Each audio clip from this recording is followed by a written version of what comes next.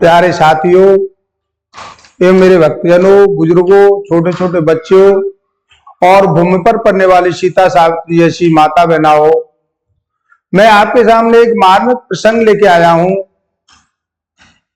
नारी का क्या धर्म है, नारी को क्या करना चाहिए, स्त्री का धर्म क्या है। जब रामचरितमानस में अरण्य कांड से है, राम और सीता मैया और लक्ष्मण जी वनवास में थे।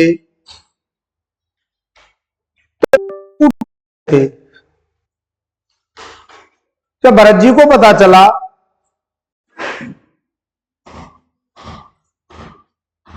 कि मेरे भाई राम और लक्ष्मण और मैया जानकी जी को वनवास लग गया है,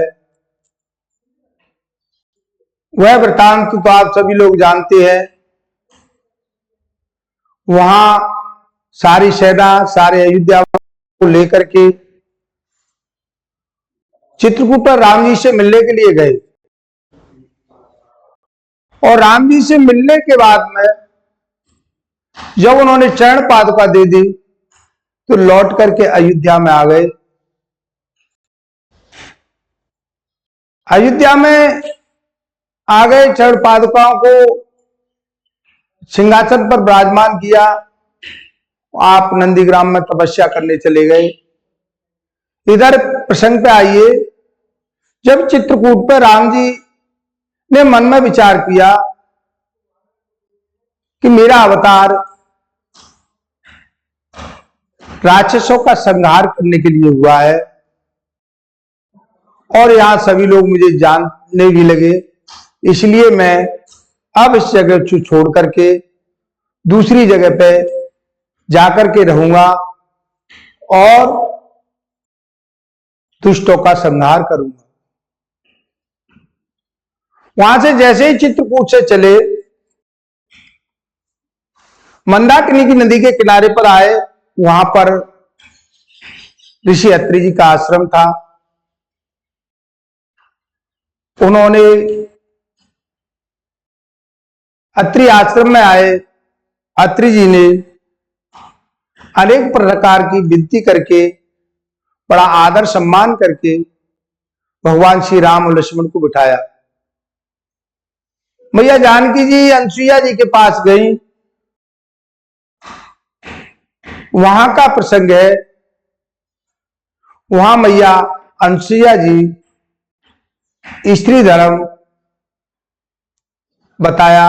स्त्री का धर्म क्या है, नारी को क्या करना चाहिए और क्या नहीं करना चाहिए। ये चौपाई है।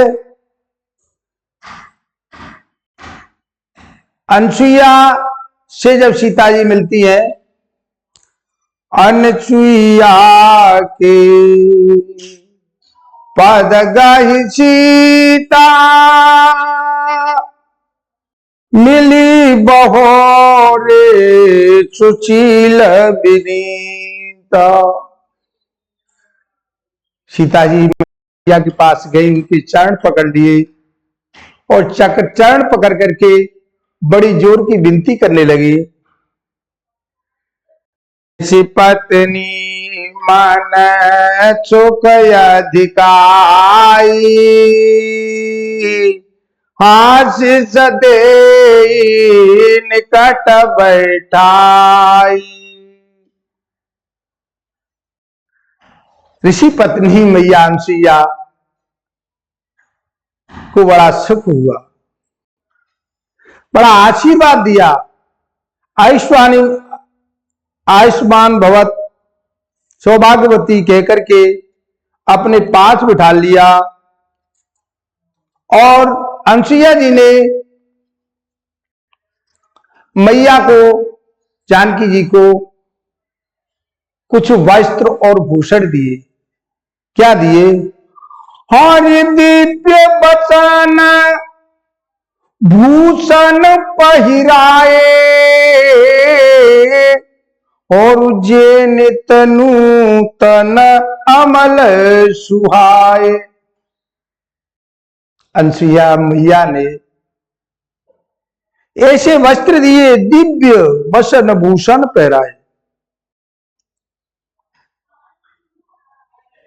दिव्य वस्त्र कहते हैं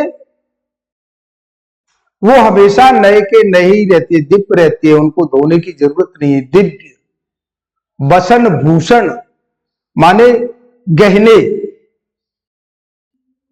अनसुईया जी ने जानकी मैया को पहनाए। जे नित्य नूतन अमल सुहाए, जो हमेशा नए दिखते थे। कह रे बधू सरस मृदुबानी, नारी धर्म कछु ब्याज बखानी। ऋषिपत्नी मैया अनसुईया जी कहे ऋषि बधू सरस मृदुबाणी, बड़ी सरस मृदु माने मीठी, मीठी वाणी से जानकी मैया से कहने लगी, नाम कछु ब्याज बखानी, मैं कुछ स्त्रियों के धर्म बखान करना चाहता हूं, करना चाहती हूं। उसे बड़े ध्यान से सुनने, क्या कह रही है। हरि माता पिता भ्राता हितकारी,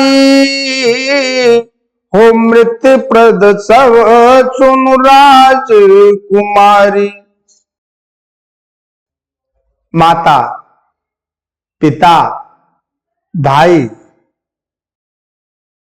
सभी हित करने वाले हैं। मित्र प्रद सब सुन राजकुमारी, हे राजकुमारी सब हित करने वाले हैं। लेकिन आगे कहती हैं, अरियमित दान भरता पह देई, अधम चुनार जो सेवन तेई, अमित दान भरता बदे। मैया कहने लगी, लेकिन इनसे सबसे हे जानकी जी, पति तो मोक्ष देने वाला है, वह स्त्री अधम है जो ऐसे पति की सेवा नहीं करती है। ये तो सब हित करने वाले हैं, सब बात है, लेकिन पति तो सब कुछ देने वाला है। जो स्त्री अपने पति की सेवा नहीं करती है वो नारी अधम है। हारि धीरज धर्म मित्र नारी, आपद काल परखिए उचारी। गोस्वामी तुलसीदास जी बाबा कहते हैं, धीरज धर्म मित्र और नारी, अपने धैर्य को विपत्ति काल में, संकट के समय पे परीक्षा करना चाहिए। हम जब संकट के समय में धैर्यवान रहते हैं तो ये समझ लो हम धैर्यवान हैं। धर्म विपत्ति काल में हम अपने धर्म की रक्षा करते हैं तो हम धर्म पर चलने वाले हैं। मित्र और नारी, और मित्र की और स्त्री की, अपनी पत्नी की परीक्षा तभी होती है जब विपत्ति या संकट का समय। मित्र वही है जो संकट के समय पे आपकी सहायता करे, संकट के समय पे आपके साथ रहे। लेकिन संसार में नारी वही है जो आपके संकट में आपसे कंधे से कंधा मिला करके संकट में आपके साथ रहे। लेकिन मित्र के बारे में भी तुलसीदास जी बाबा ने बताया है, मित्र वही है, मित्रक दुख नहीं होई दुखारी, तिनहि बिलोकत पातक भारी। मित्र को देख करके, मित्र के दुख को देख करके जो मित्र दुखी नहीं होता है वो आपका मित्र नहीं है, आपका दोस्त नहीं है। देखो आज के संसार में दोस्ती, जब आपके पास माल था, धन था, खिलाने पिलाने के लिए था तो आपके साथ दोस्ती थी। आपसे जब धन चला गया, आपके पास नहीं रहा, आप गरीबी में आ गए, वो दोस्त आपको नहीं दिखेंगे। जब विपत्ति आएगी तभी आपको पता चलेगा कि हमारा दोस्त कौन है। आपद काल पर क्यों चाहे, संकट के समय पर इन चारों की परीक्षा होती है। और गोस्वामी तुलसीदास जी बाबा नारी धर्म में आगे चौपाई कहते हैं कि वृद्ध रोग बस जड़ धन हीना, अंध बधिर क्रोधियति दीना। वृद्ध रोग बस जड़ धन हीना, नारी के लिए बता रहे, अगर पति के पास, पति आपका बूढ़ा है, रोग से ग्रसित है, जड़ माने मूर्ख, और उसके पास धन नहीं है, अंध बधिर क्रोधी अति दीना, अंधा है, कानों से बहरा है, और क्रोधी है, क्रोध करने वाला है, और दीन दुखी भी है। आगे चौपाई कह रही है, अनसुईया मैया कहती है सीता जी से, ए शिवपति कर, ए शिवपति कर कि अपमाना, नारी पाव जमपुर दुख नाना। अंधा बहरा कोड़ी क्रोधी दीन है, ऐसे भी पति का अगर पत्नी अपमान करती है, निरादर करती है, तो यमलोक में जाकर के नाना प्रकार की यातनाएं, दुख और कष्ट भुगतती है। क्या कह रही है मैया, हरे ये कई धर्म, ये कई धर्म, और एक व्रत ने मां, काय वचन मन पति पद प्रेमा। एक ही धर्म, एक व्रत नेमा, काय वचन पति चरणनि प्रेमा। शरीर वचन और मन से स्त्री का एक ही धर्म है, पति के चरणों में प्रेम करना। काय वचन मन पति पद प्रेमा, काय शरीर से, वचन से, मन से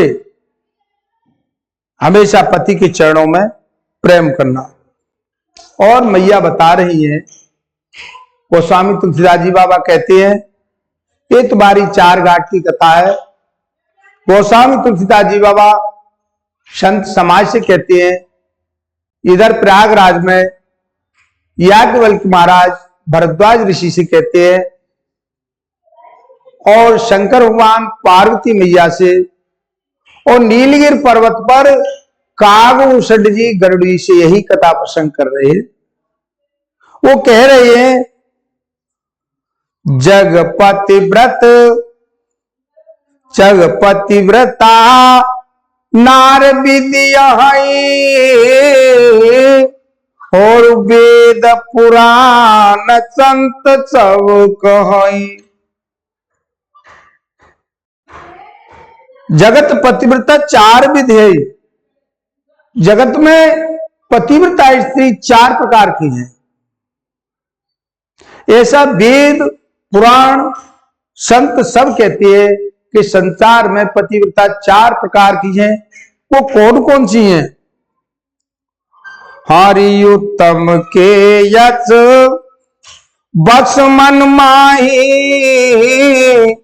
ओ सपने न पुरुष जग नाही। जो उत्तम है, सर्वश्रेष्ठ है,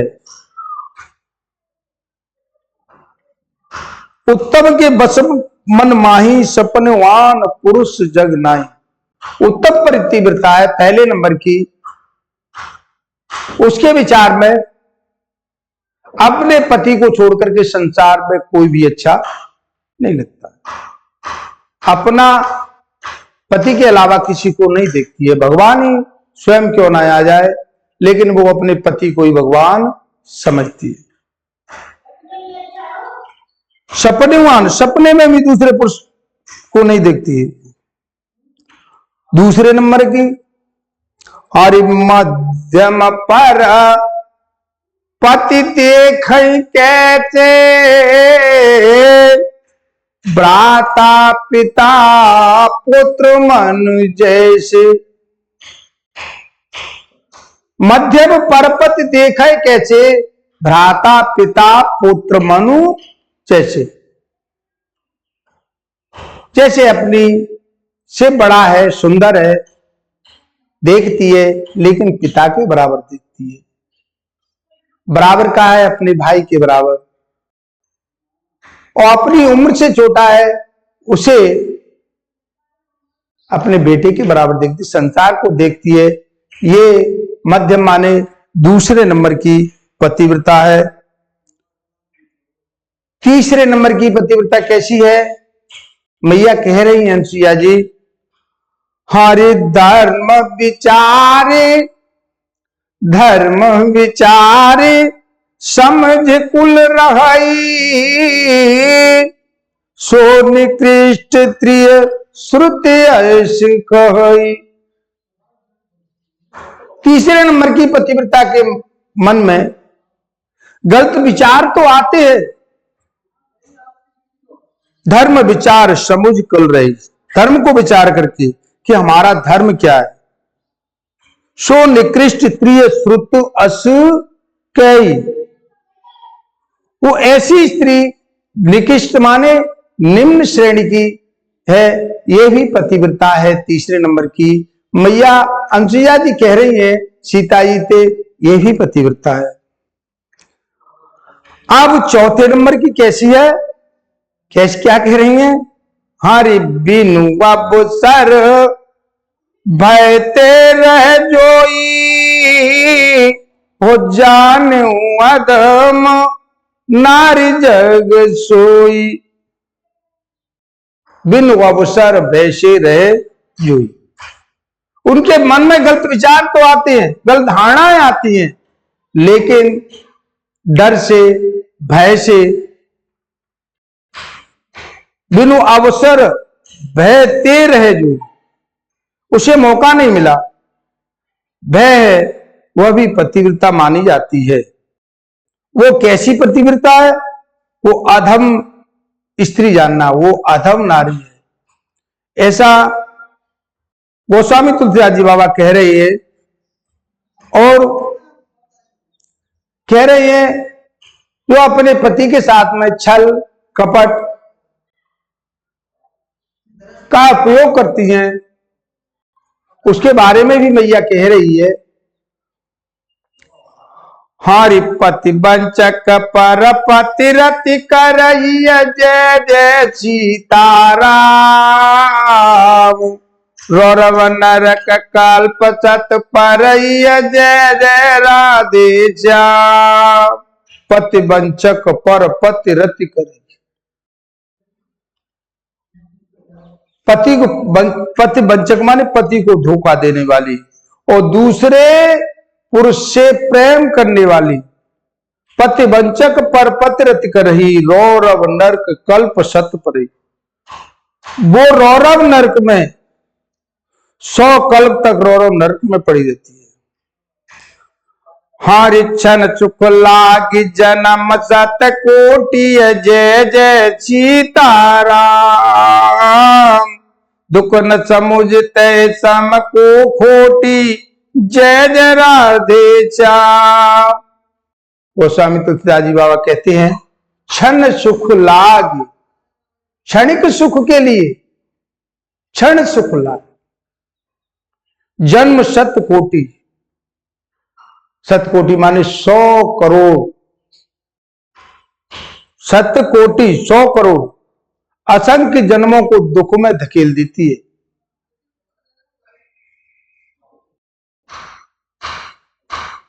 दुख न समुझते सम को खोटी,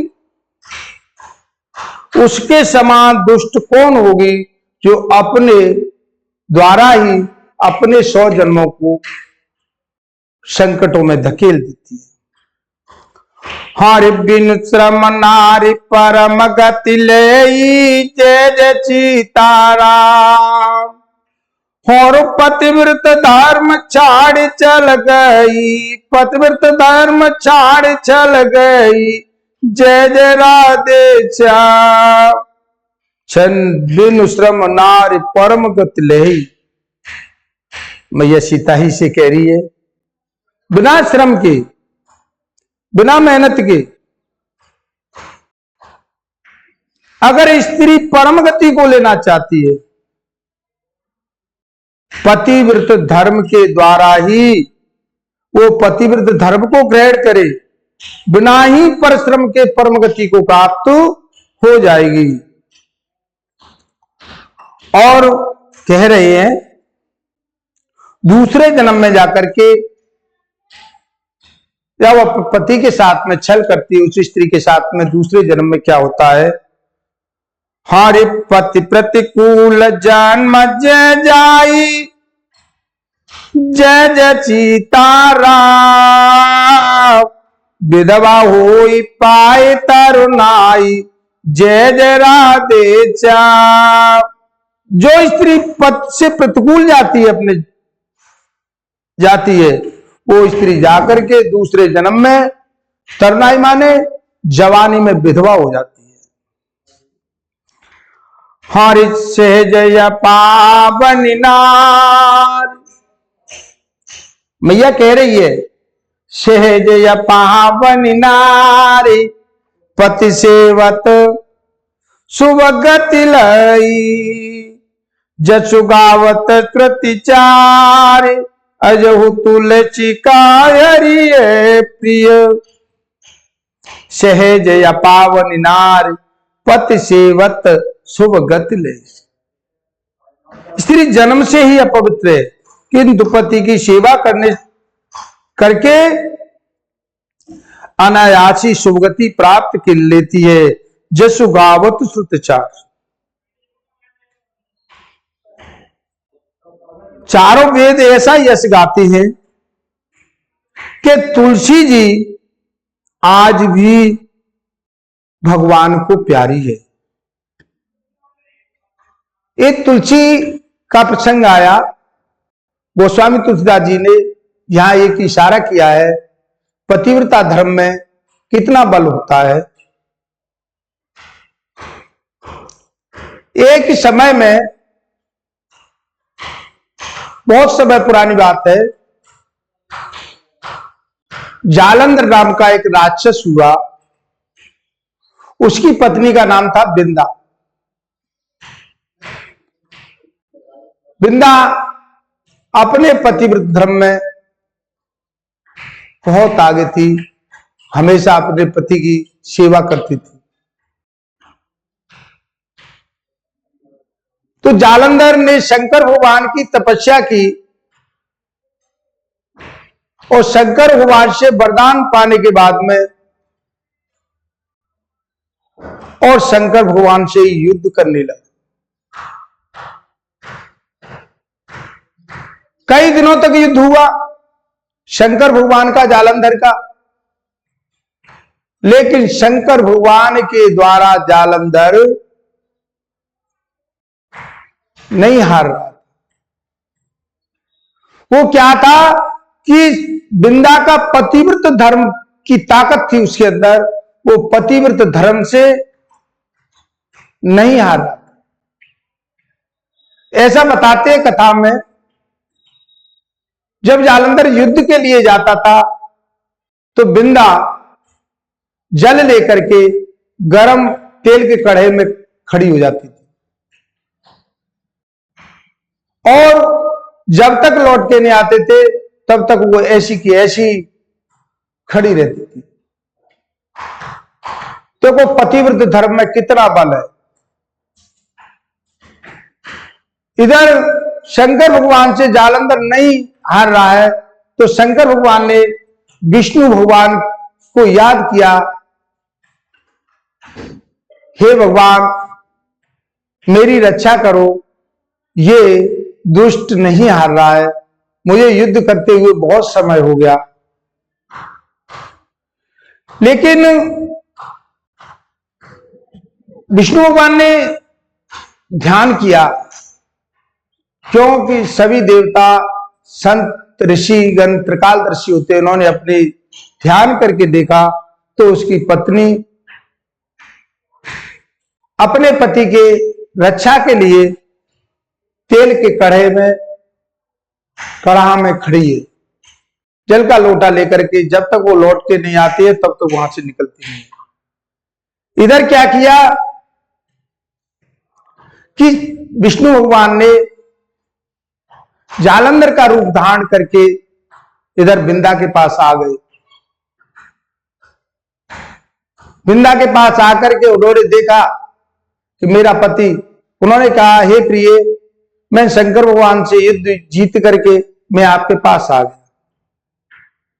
जैसे ही वो तेल के कड़े से निकली तो तेल के कड़ाह से निकली विंदा जल लेकर के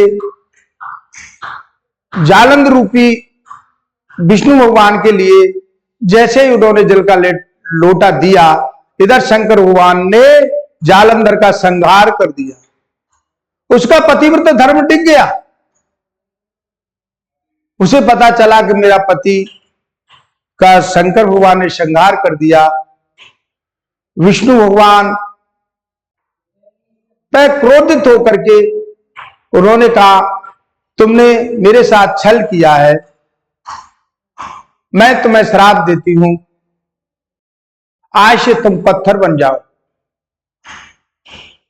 जैसे ही विष्णु भगवान को श्राप दिया, लक्ष्मी जी पीछे ही खड़ी थी। लक्ष्मी जी ने जल का छींटा लेकर के बिंदा में मार दिया, आज से तो यह बन की लकड़ी बन जाए।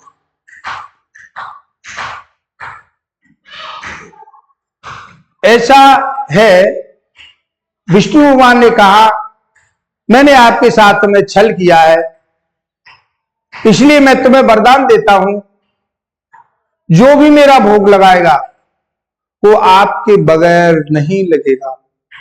आप कहीं भी देखना, भगवान के भोग में तुलसी के पत्ते जरूर होंगे।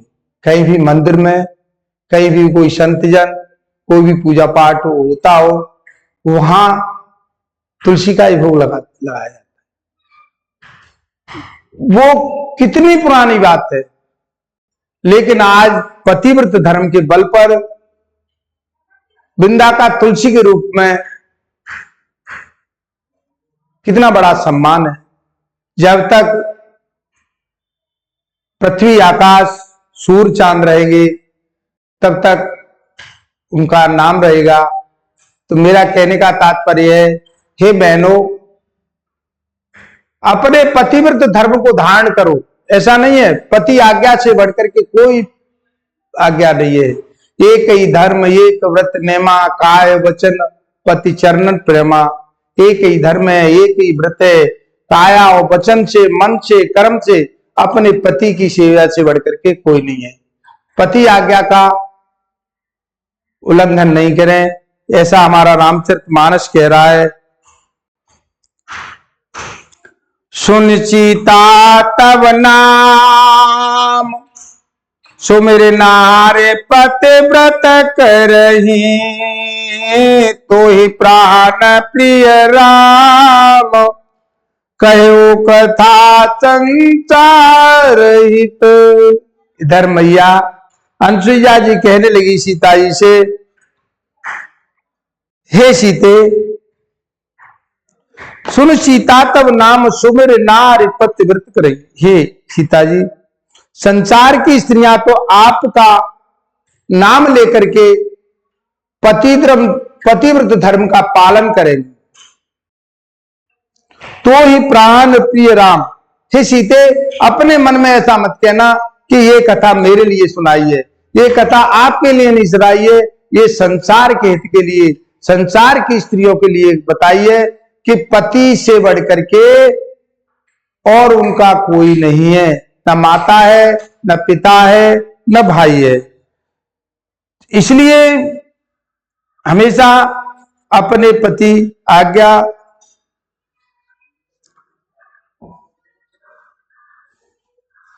पाकर के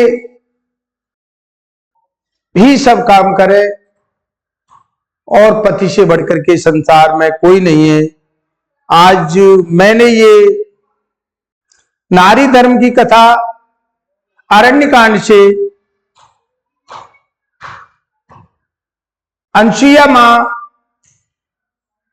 और जानकी जी मैया का प्रसंग सुनाया। देखो, पतिव्रत धर्म से अनसुईया जी ने, वो तो चरित्र तुमने सुना ही होगा, अपने पतिव्रत धर्म से ब्रह्मा विष्णु महादेव को नन्हे नन्हे बालक बना करके पलने में झुला दिया, उनको अहंकार को दूर कर दिया। पतिव्रत धर्म में, पतिव्रत धर्म के कई एक वृतांत आते हैं। एक नर्मदा नाम की लड़की थी, वो अपने तपोबल के द्वारा, अपनी तपस्या के द्वारा शहर इसी शरीर से जाकर के स्वर्ग लोक में पहुंच गई। सदैव जब वो कुंवारी थी, जब वहां पहुंच गई और इंद्र ने बहुत बड़ा सम्मान किया, सम्मान देकर के आसन बिछाया, आसन पे बिठाया, और कुछ देर बाद जब नर्मदा नाम की लड़की वहां से चलने लगी, तो क्या हुआ, जिस जगह पे वो बोट बैठी थी उस जगह को जल से सिंचवा रहा था। नर्मदा ने मुड़ करके देखा कि इंद्र क्या कर रहा है। लौट करके उसने पूछा, हे इंद्रदेव, ये आप क्या कर रहे? इंद्र ने कहा, हे नर्मदा, आप कुंवारी हो, कुंवारी स्त्री अपवित्र होती है, इसलिए मैं इस जगह को जल से सिंचवा रहा हूं। आपने तपस्या जरूर की है, लेकिन आप पवित्र नहीं हो। इंद्र से पूछने लगी नर्मदा कि मैं पवित्र क्यों नहीं हूं,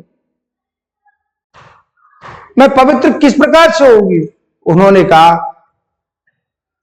तुम पवित्र शादी करने के बाद में पति प्राप्त कर लोगी, तब पवित्र होगी। सहज अपावन नार, ये अभी भी चौपाई आई है, सहज अपावन नार पति सेवत सुभगत ले। पति की सेवा करने से ही नारी पवित्र होती है। तो नर्मदा वहां से जाकर के उसने मन में प्रण किया कि मैं मंदाकिनी नदी के किनारे, वहीं चित्रकूट के पास में ही ये लड़की पहुंची। उसने प्रतिज्ञा की, सुबह मुझे जो कोई भी मिल जाएगा उसे मैं पति स्वीकार कर लूंगा। और आगे पीछे की कथा बहुत लंबी कथा है, लेकिन मैं तुम्हें संक्षेप में ही सुनाऊंगा। उसे एक अंधा कोढ़ी दीनहीन दशा में एक पुरुष मिला।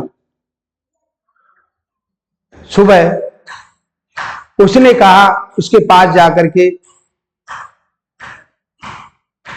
आप वो मैं पति स्वीकार करती हूं।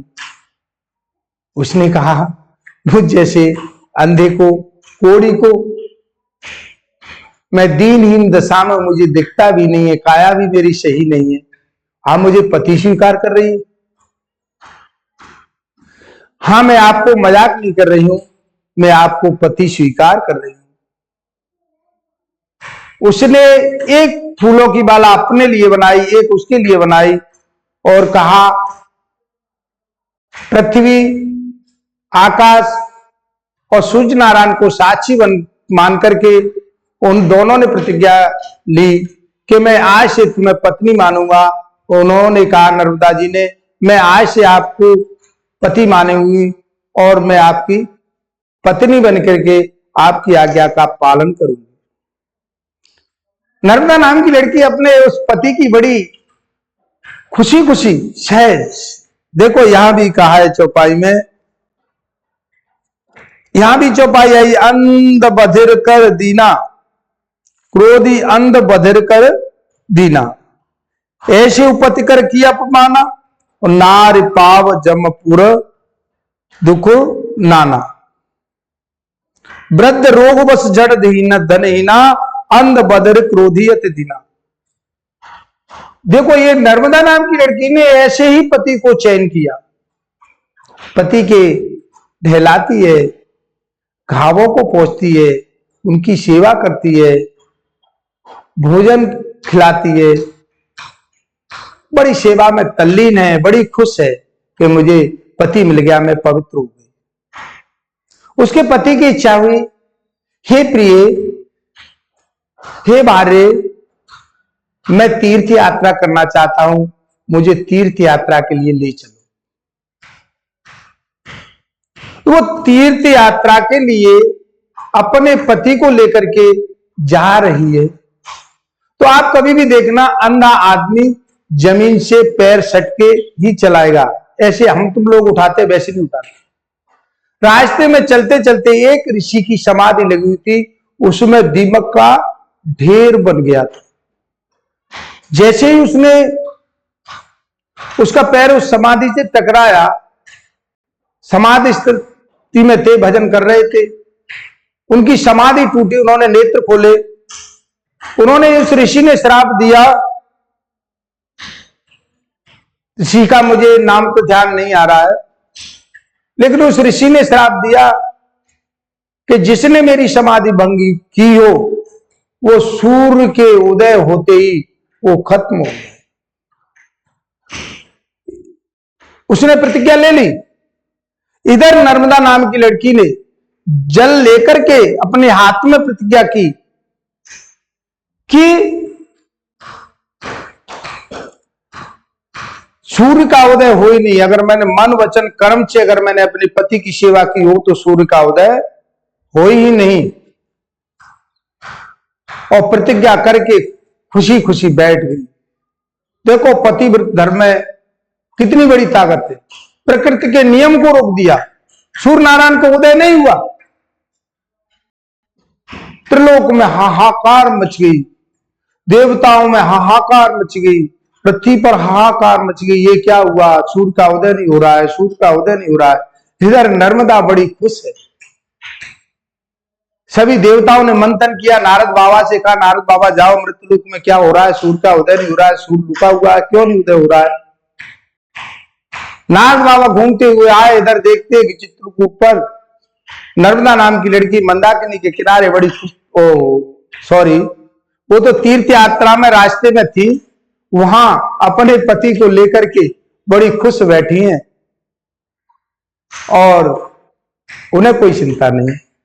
नारद बाबा लौट करके देवताओं के पास गए, देवताओं से बोले, हे देवो, वहां एक नर्मदा नाम की लड़की, उसके पति को श्राप एक ऋषि ने दे दिया और उसने अपने मन कर्म वचन से कह दिया कि आज सूर्य का उदय नहीं होगा, इसलिए सूर्य का उदय नहीं हो रहा है।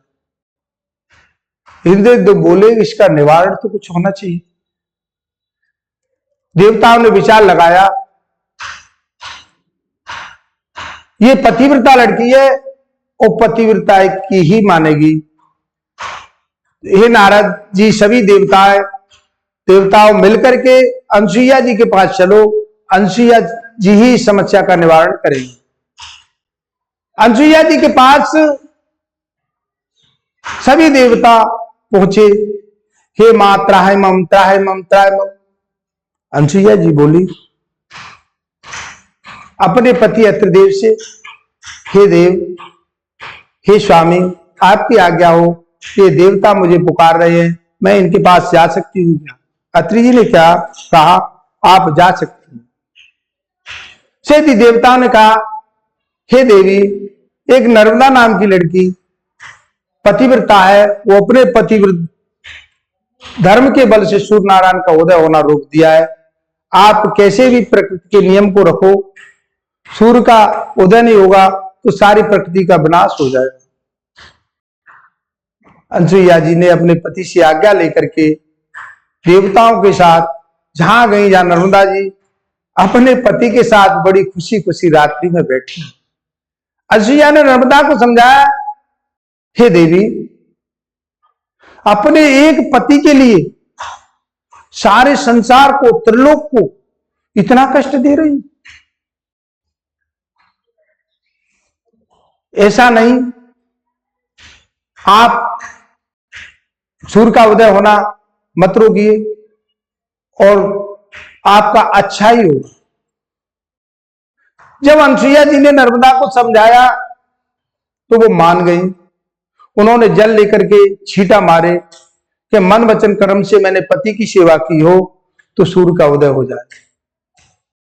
एकदम त्रिलोक का अंधकार चला गया, सूर्यदेव भगवान उदय हुआ है। इधर क्या हुआ, उसका पति मृत हो गया। क्यों?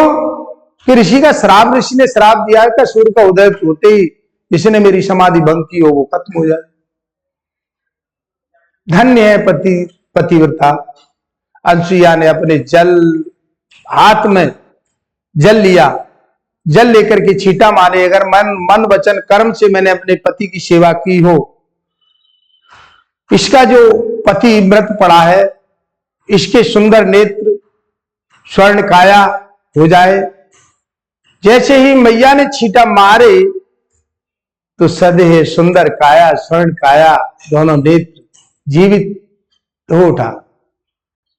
उसको देख करके नर्मदा बड़ी खुश हुई और सभी देवता पतिव्रताओं